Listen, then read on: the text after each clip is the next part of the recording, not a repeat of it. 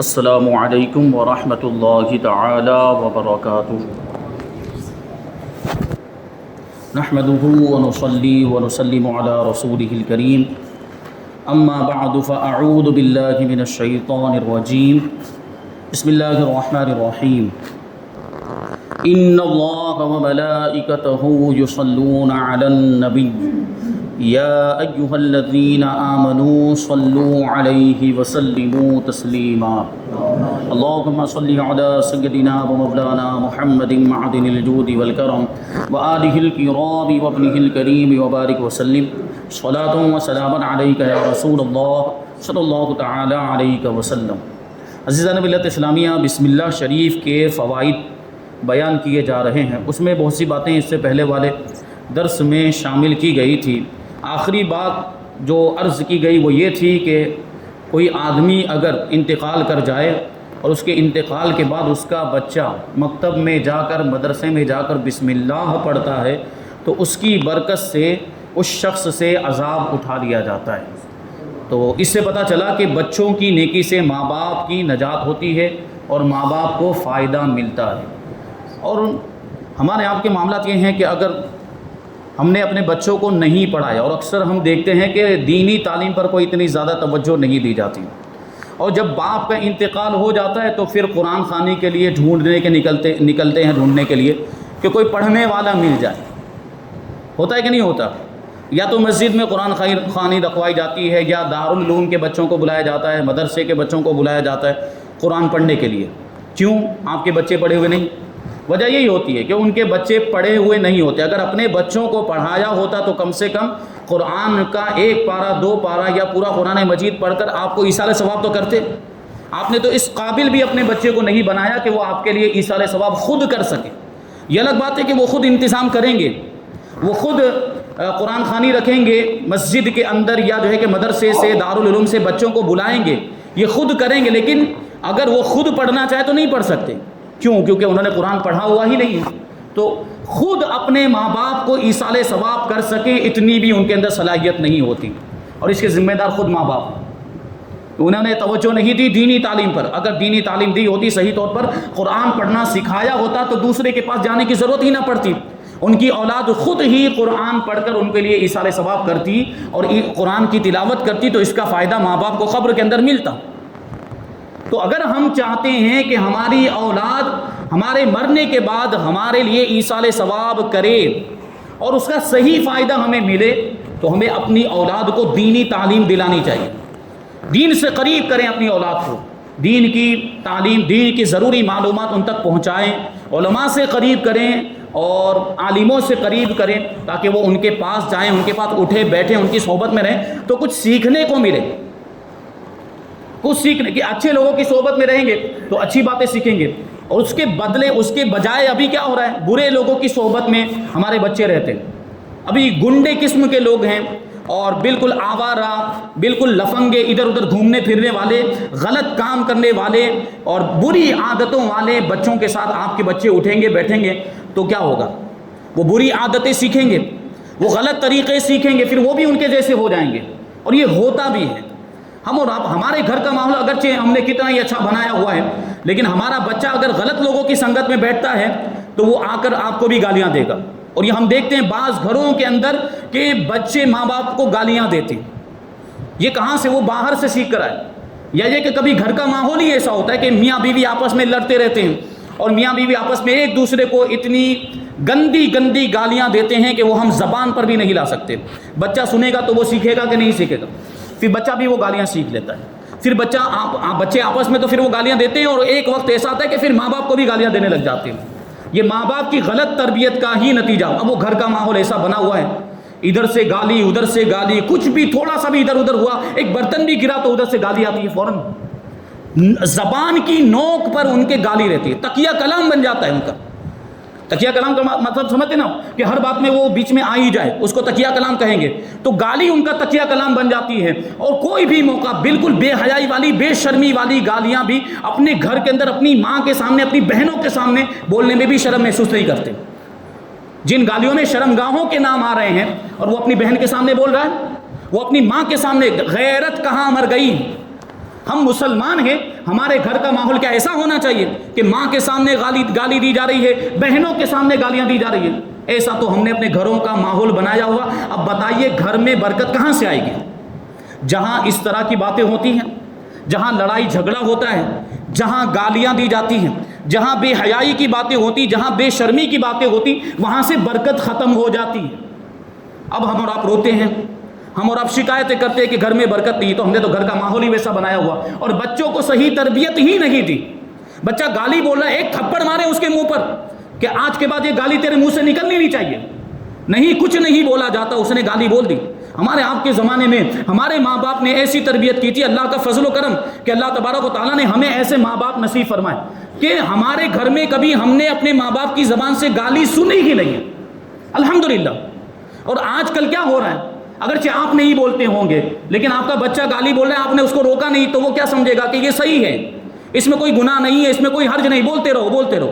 اب وہ بولتا چلا جاتا ہے۔ تو یہ ماحول آپ کو بنانا پڑے گا۔ آپ گھر کے حاکم ہیں، آپ گھر کے بڑے ہیں، آپ گھر کے ہیڈ ہیں۔ اب آپ کی ذمہ داری بنتی ہے کہ آپ کے ماتحت جو بھی آتے ہیں، بیوی بچے، ان سب کی تربیت کریں۔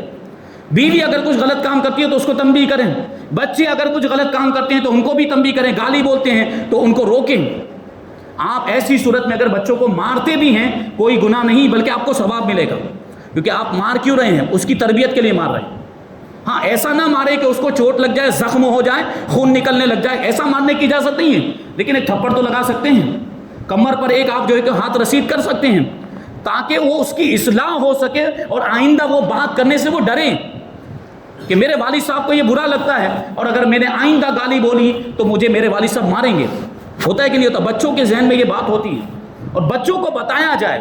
ہمارے بزرگوں سے ہم سنتے تھے، ہوتا تھا کہ ابھی کوئی غلط کام ہوا تو بچوں سے کہا جاتا تھا، ہماری مائیں بہنیں بزرگ جو ہماری جو خواتین ہوا کرتی تھی، وہ بھی اگر کچھ غلط کام بچہ کرتا تو اس کو کہتی بیٹا ایسا نہیں کرنا چاہیے، یہ غلط ہے، یہ گناہ، بہت گناہ ملے۔ ایسا بولتے تھے کہ نہیں بولتے؟ اب یہ چیز کہاں گئی بتاؤ مجھے؟ ہماری بزرگ خواتین جو ہماری مائیں، ہماری دادیاں جو گزر گئی، اللہ ان کی مغفرت فرمائے، وہ کیا بچے سے کبھی کوئی غلطی ہو جاتی، کوئی غلط کام، گناہ کا کام، تو انہوں نے یہ طریقہ بنایا ہوتا، بیٹا ایسا نہیں کرنا چاہیے، بہت گناہ ہوئے۔ یہ جملہ بولا جاتا تھا کہ نہیں بولا جاتا تھا؟ آج کل یہ جملہ کہاں چلا گیا؟ بچے کو جب یہ بات کہی جاتی تھی تو بچے کا ذہن، بچے کا دماغ اور بچے کا دل یہ کوری سلیٹ کی طرح ہوتا ہے۔ کوری سلیٹ پر آپ جو بھی لکھو وہ اس پر نقش ہو جائے گا، اس پر لکھ جائے۔ اسی طرح اس کے دل میں بچپن میں جو بھی بات ڈالی جائے وہ نقش ہو جاتی، پھر وہ بڑا ہو جائے وہاں تک وہ بات اس کے ذہن و دماغ میں رہتی ہے، اس کے دل میں رہتی ہے۔ تو بچپن سے اگر ہم نے اس کے دل میں یہ بات ڈالی ہوتی کہ ایسا نہیں کرنا چاہیے، یہ غلط ہے، یہ کرے تو گناہ ہوتا ہے، یہ ہمارے بزرگ لوگ کرتے تھے، ہم نے چھوڑ دیا، تو اب بچے آوارہ ہو رہے ہیں، اور بچے طرح طرح کے گناہ، چھوٹے چھوٹے بچے، اور اتنے بڑے بڑے گناہ کے کام کرتے ہیں جو پرانے زمانے میں بڑے لوگ بھی اس کا تصور نہیں کر سکتے تھے۔ ایسے گناہ آج کل چھوٹے چھوٹے بچے کر رہے ہیں۔ اتنی بے حیائی کا ماحول ہو گیا، اور کیسی مطلب بے شرمی آپ کو بیان بھی نہیں کی جا سکتی۔ ایسے ایسے معاملات، تو بچوں کی صحیح تربیت کریں، ان کا خیال کریں، ان کے ایمان کی فکر کریں، یہ آپ کی ذمہ داری ہے۔ اور ان کا ایمان کیسے محفوظ رہے گا؟ ان کو دین کی تعلیم دے، دین کے قریب کریں، دین کی ضروری معلومات، اسلام کیا ہے، مذہب کیا ہے وہ بتائیں۔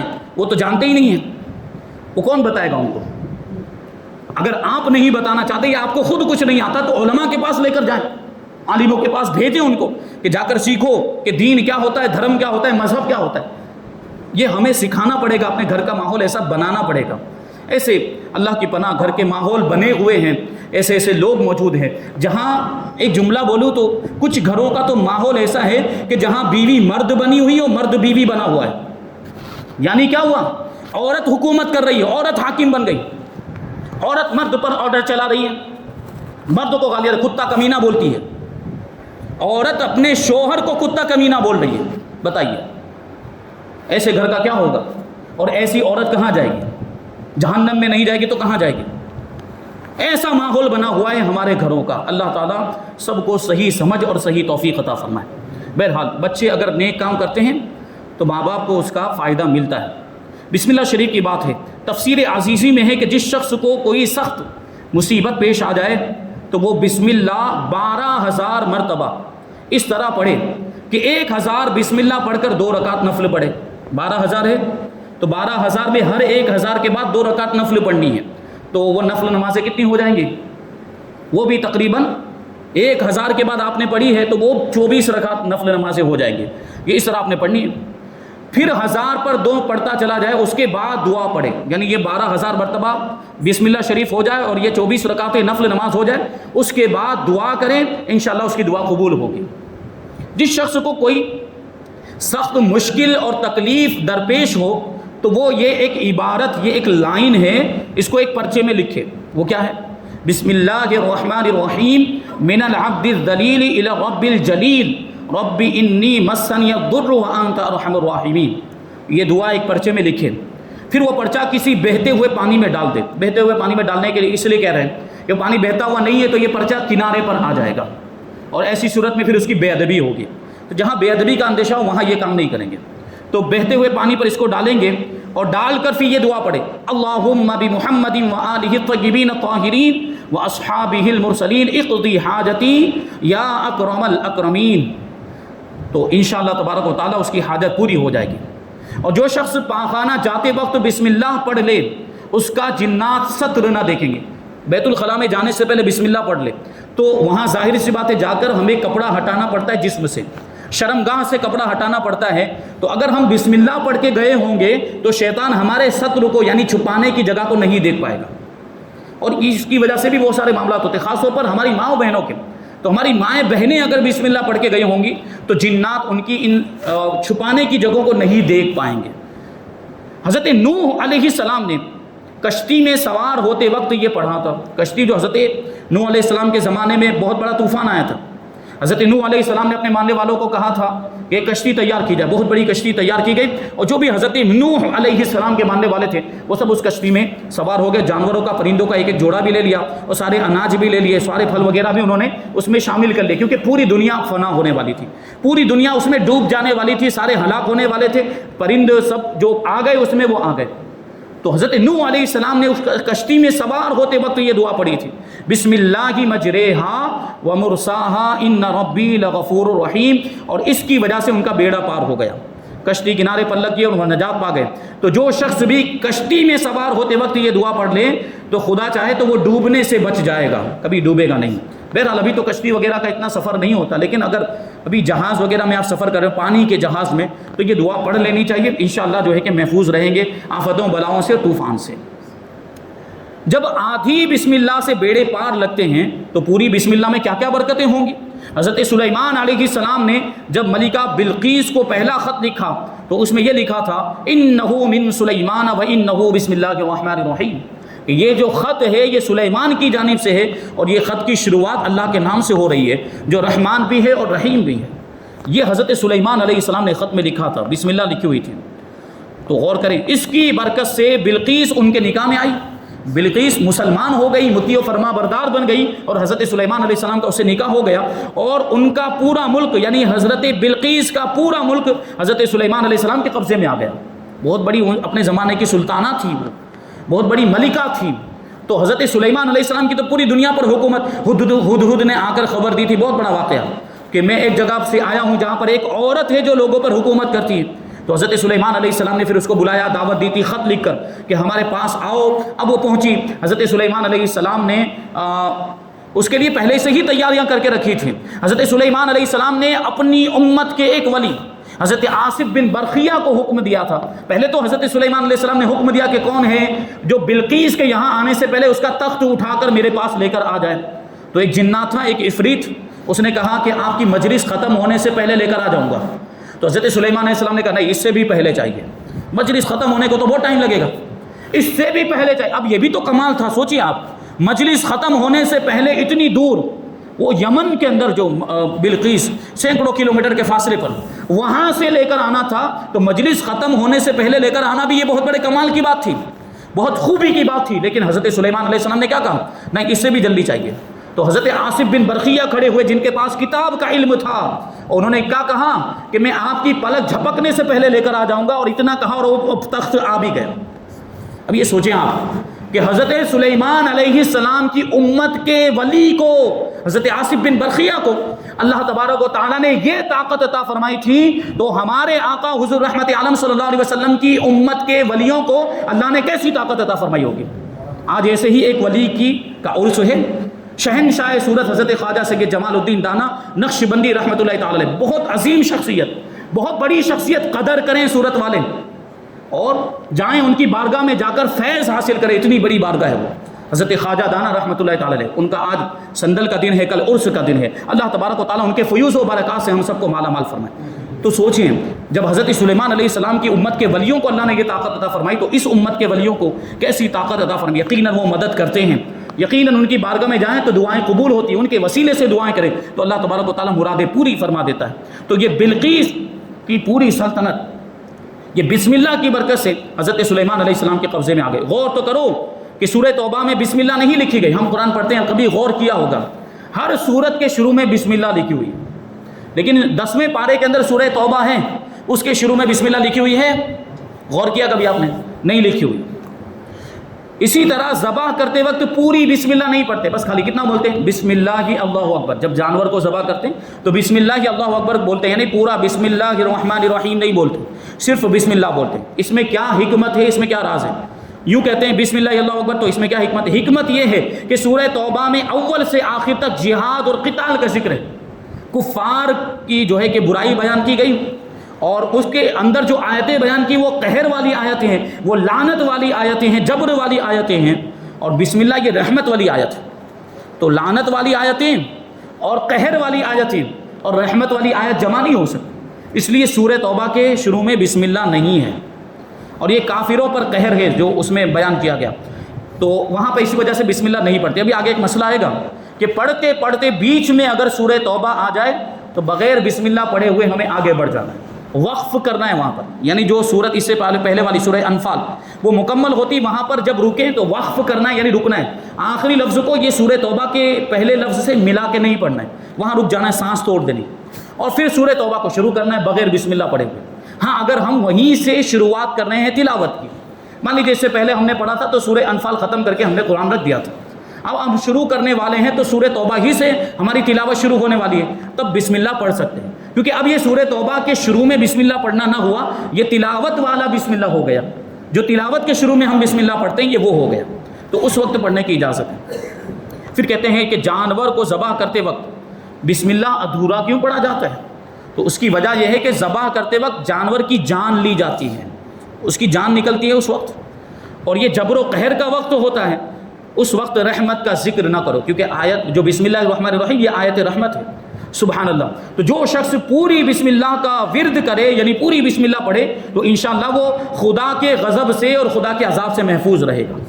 کیسے؟ دیکھیں حضرت خالد بن ولید جن کو سیف اللہ کہا جاتا ہے، اللہ کی تلواروں میں سے ایک تلوار، بہت عظیم الشان جلیل القدر صحابی رسول حضرت خالد بن ولید رضی اللہ تعالیٰ عنہ کے پاس کوئی شخص زہر لایا اور کہنے لگا کہ اگر آپ سچے ہیں، اگر آپ سچے مسلمان ہیں، آپ کا دین سچا ہے، یہ زہر پی لیجیے، اگر آپ سچے مسلمان ہوں گے، آپ کا دین سچا ہوگا تو یہ زہر آپ کو اثر نہیں کرے گا۔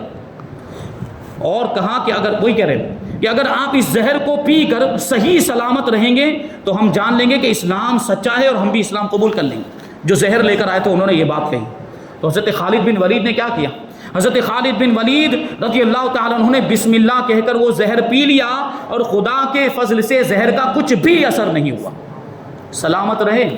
اور ایسا بھی نہیں کہ بعد میں زہر کا اثر ہوا، ابھی فی الحال نہ ہوا، 2 سال کے بعد، 3 سال کے بعد، یا آخری عمر میں، نہیں، حضرت خالد بن ولید رضی اللہ تعالیٰ عنہ پوری زندگی اس زہر سے محفوظ رہے، پوری زندگی کبھی بھی اس زہر کا اثر نہیں ہوا، اور حضرت خالد بن ولید اپنی فطری وفات پا کر دنیا سے تشریف لے گئے۔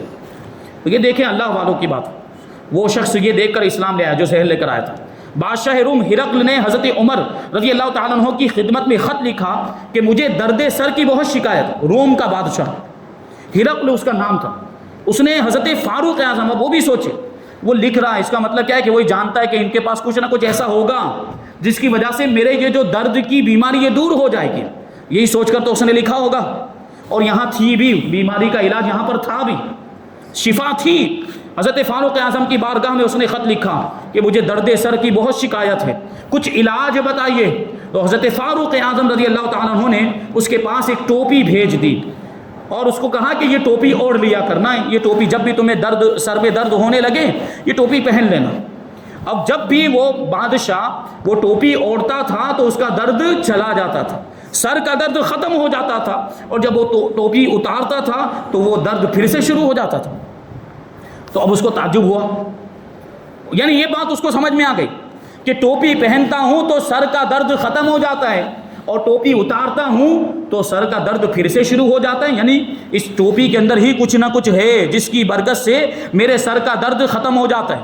تو اس نے ٹوپی کو کھلوایا اور ٹوپی کو کھلوا کر دیکھا تو اس میں ایک پرچہ رکھا ہوا تھا، اس میں ایک تعویذ رکھا ہوا تھا، تعویذ کے لیں، اور اس میں کیا لکھا تھا؟ اس میں لکھا تھا بسم اللہ الرحمن الرحیم۔ عرض یہ ہے کہ بسم اللہ میں بے شمار فائدے ہیں، سوچیں آپ۔ اسی وجہ سے آج بھی بعض علماء یہ درد سر کے علاج کے طور پر یہ اس طرح سے تعویذ لکھ کر دیتے ہیں، ایک پرچی میں بسم اللہ الرحمن الرحیم اس انداز میں لکھا جائے کہ وہ جتنے بھی میم آتے ہیں نا، بسم اللہ میں میم آ رہا ہے، رحمان میں میم آتا ہے اور رحیم میں میم آتا ہے، اسی طریقے سے کلمہ جلالت میں جو ہاں آتا ہے، ان کا منہ جو ہے وہ کھلا ہوا رہنا چاہیے، منہ کھلا ہوا رہنا چاہیے، اس انداز میں بسم اللہ لکھا جائے اور صحیح طریقے سے، جو صحیح طریقے سے لکھنا جانتا ہوں وہ ایک پرچی پر لکھ لیا جائے اور اس کو پھر تعویذ بنا کر ٹوپی میں سل لیں۔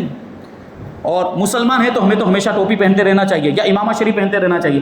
بہرحال ہمارے نوجوان آج کل ٹوپی نہیں پہنتے، تو اگر ٹوپی نہیں پہن رہے ہوں تو کوئی چندی، کوئی ایسا مطلب وہ کپڑا، جو کپڑے کا ٹکڑا، کپڑے کا خرقہ لے لیں اور اس میں یہ اس کو سل کر رکھ لیں، پھر وہ چندی کو باندھ لیں یہاں پر، اگر ٹوپی نہیں پہننا چاہتے۔ بہتر تو یہی ہے کہ ٹوپی کے اندر سل لیں اور وہ ٹوپی پہن کے گھومتے رہیں، تو آپ کے بارے میں پتہ بھی چلے گا کہ یہ مسلمان جا رہا ہے، اور پھر یہ کہ اس کا فائدہ بھی ہوگا۔